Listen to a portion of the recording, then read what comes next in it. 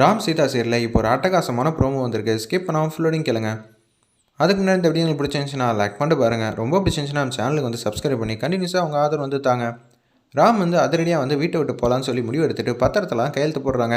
இனிமேட் உங்களுக்கும் எனக்கும் சம்மந்தமே இல்லை. என் பொண்டாடி தலையில் இருக்கிற பூ நீங்கள் வாங்கி கொடுத்தது தானே சொன்னீங்க. வெளியில் போனால் என்னால் சமாளிக்க முடியாதுன்னு நினைக்கிறீங்களான்னு சொல்லி சேதுராமன்ட்டையும் சுபாஷ்டையும் ஆவேசமாக பேசுகிறாங்க.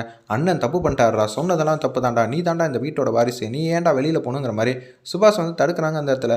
சித்தப்பா ரொம்ப நன்றி நீங்கள் என் மேலே வச்சுருக்கிற அன்புக்கும் பாசத்துக்கும். ஆனால் நீங்கள் பண்ணுற வேலையெல்லாம் பார்த்துட்டு என்னால் சும்மா இருக்க முடியாது.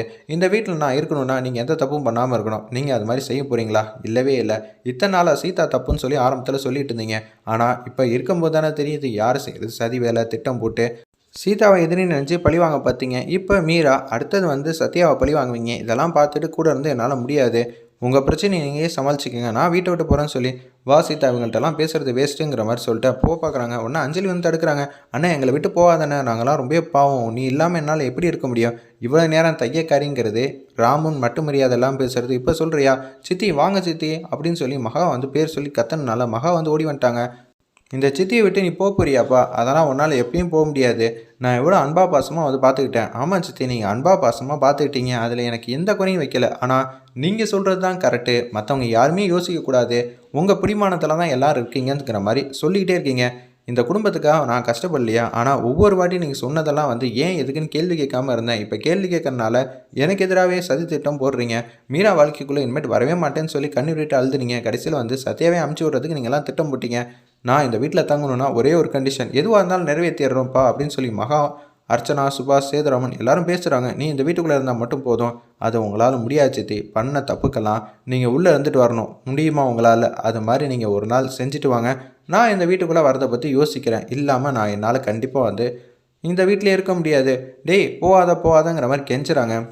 ராம் வந்து யார் பேச்சும் கேட்காம பெட்டி எடுத்துகிட்டு அப்படியே வெளில வராங்க. செக்யூரிட்டியை பார்க்குறாங்க. அண்ணன் வீட்டு வந்து பார்த்ததுக்கப்புறம் நான் சொல்கிறேண்ணே, நீங்கள் வந்துடுங்க, அங்கேயே வந்து இருக்கணும்னா கூட இருங்க, எந்த பிரச்சனையும் இல்லை. இங்கே அசிங்கப்பட்டு அவமானப்பட்டு இங்கே இருக்கணும்னு அவசியமே இல்லைங்கிற மாதிரி அந்த இடத்துல பேசுகிறாங்க செக்யூரிட்டிக்கிட்ட. சரி சார், உங்கள் மேலே எனக்கு அன்பு பாசம் ரொம்ப அதிகமாக இருக்குது. அதே மாதிரி என் மேலே காட்டினதுக்கு ரொம்ப நன்றிங்கிற மாதிரி செக்யூரிட்டி வந்து கையெடுத்து கும்பிட்றாங்க. கையெடுத்து கும்பிட்ற அளவுக்கு வந்து நான் எதுவும் பண்ணல. நானும் நல்லதாக தான் யோசிக்கிறேன். நீ இந்த குடும்பத்துக்கு நல்லதாக தான் யோசிக்கிறீங்க. அதனால தான் சொன்னேன்னு சொல்லிட்டு ஃபீலிங்காக வந்து போயிட்டுருக்காங்க. சீதாமா நீங்கள் எதுவும் கவலைப்படாதீங்க. இந்த வீட்டை விட்டு போகிறீங்களே, இனிமேட்டு உங்கள் எதிர்காலம் வந்து சூப்பராக தான் அமைய போகுதுங்கிற மாதிரி யோசிக்கிறாங்க. ஆமாம் சீதா, இந்த வீட்டை விட்டு வந்துட்டாலே நம்ம எதை பற்றியும் யோசிக்க தேவையில்ல. சதி வேலை இருக்காது. வீடுங்கிறது அமைதியாக நிம்மதியாக வந்து எப்படி இருக்கணுமோ அப்படி தான் இருக்கும் வீடுங்கிற மாதிரி சந்தோஷமாக சொல்லிட்டு வெளில வராங்க. அந்த இடத்துல சீதா, நான் அதுவும் தப்பு பண்ணிட்டேன்னு நினைக்கிறியா? என்ன பாஸ், என்ன இந்த நடு ரோட்டில் நிற்க வைக்கிறனால நீங்கள் எதுவும் சொல்கிறீங்களா? நம்ம வேணால் ஊருக்கு போயிடலாமா? அப்பா கிட்ட எதை சொன்னாலும் பார்த்துப்பாங்க. ஊருக்கெல்லாம் போக வேணாம். நம்மளும் இங்கே கூடிய சீக்கிரம் வந்து இங்கேயே தனி வீடு பார்த்து தனி கொடுத்துன போயிடலாம். அது மட்டும் இல்லாமல் பிஸ்னஸ் பண்ணுவோம். அதுக்கு முன்னாடி கொஞ்சம் காசு வந்து சேர்க்கணும். நான் வேலைக்கு போகிறேங்கிற மாதிரி சந்தோஷமாக பேசுகிறாங்க. பாஸ், நீங்கள் வேலைக்கு போகிறதோட உங்கள் ஆம்பிஷனை வந்து நிறைவேற்றணும். அதுதான் எனக்கு ரொம்ப முக்கியம். பார்த்தியா, இப்போ கூட வந்து நான் நல்லா இருக்கணும், என்னோடய ஆம்பிஷன் கனவை வந்து நிறைவேற்றணும் நீ பேசுகிற. ஆனால் அந்த வீட்டில் இருந்தாலும் வச்சுக்கேன், அதை பற்றி யாரும் வந்து நினச்சி கூட பார்க்க மாட்டாங்க. ராமுக்கு இது பிடிக்குமா அது பிடிக்குமான்னு பார்த்து செய்வாங்க. ஆனால் என்னோடய ஆசையை வந்து யாரும் நிறைவேற்ற மாட்டாங்க. நீ இருக்கிறது தான் எனக்கு பக்கபலம். என்னை பற்றி தப்பாக நினைக்கலையே. என்ன பாஸ் நீங்கள் இப்படி சொல்கிறீங்க? நீங்கள் இருக்கிற இடம் தான் பாஸ் எனக்கு நல்ல வாழ்க்கை வந்து அமையும். அப்படி இருக்கும்போது உங்களை விட்டு நான் பிரிவேனா? கஷ்டம் நஷ்டம்னு வந்தால் அது ரெண்டு பேரும் வந்து தனித்தனியாக வந்து இருந்துக்க வேண்டியது தானே. துரை வந்து சூப்பரான ஒரு வீடை வந்து பார்த்து கொடுத்துட்றாங்க. அங்கே வந்து வீட்டுக்கு ரேப்ரேசத்துக்கு ஏற்ற மாதிரி பால் இதெல்லாம் வந்து காய்ச்சி துரைக்கும் செக்யூரிட்டி அந்த வீட்டுக்கு வந்திருக்காங்க. அப்படியே கிட்ட அழகாக வந்து கொடுக்குறாங்க. எங்கள் வீட்டுக்கு வந்தது ரொம்ப சந்தோஷம். என்னங்க எங்கள் வீடுன்னு சொல்கிறீங்க? நம்ம வீடுன்னு சொல்லுங்கள், எல்லாம் ஒரே குடும்பம் தானே அப்படின்னு சொல்லலை. ரொம்ப சந்தோஷமாக வந்து பூஜை பண்ணிகிட்டு இருக்காங்க. சீதா, உங்கள் வாழ்க்கை கூடிய சீக்கிரம் மாறதா போகுது. இப்போ தான் மொதப்படி வந்து ஏறி போகிறீங்க தனியாக சுயமாக. அதனால் நீங்கள் கூடிய சீக்கிரம் வந்து ஏறுமுகமாக தான் வாழ்க்கை வரப்போகுதுங்கிற மாதிரி செக்யூரிட்டிலேருந்து எல்லோரும் பேசுகிறாங்க. ஆமாங்க, அந்த பிடிமானத்துலேருந்து நான் வெளில வந்துட்டல. இனிமேட்டு என் வாழ்க்கை மாறதான் போகுது. தனியாக முடிவு எடுக்க போகிறேன். வேலையில் எதுவும் பார்த்தியாடா அப்படின்னு துறை வந்து கேட்குறாங்க. அதெல்லாம் ரெடி பண்ணியாச்சு. ஃப்ரெண்டு வந்து ஏதோ ஒரு வேலை வந்து ரெடி பண்ணி தரேன்னா. ஒரு பக்கம் அர்ச்சனா கேங்கை வந்து காட்டுறாங்க. ரொம்ப ஃபீல் பண்ணிகிட்டு இருக்காங்க. ராம் இல்லாத வீடாகவே தெரில.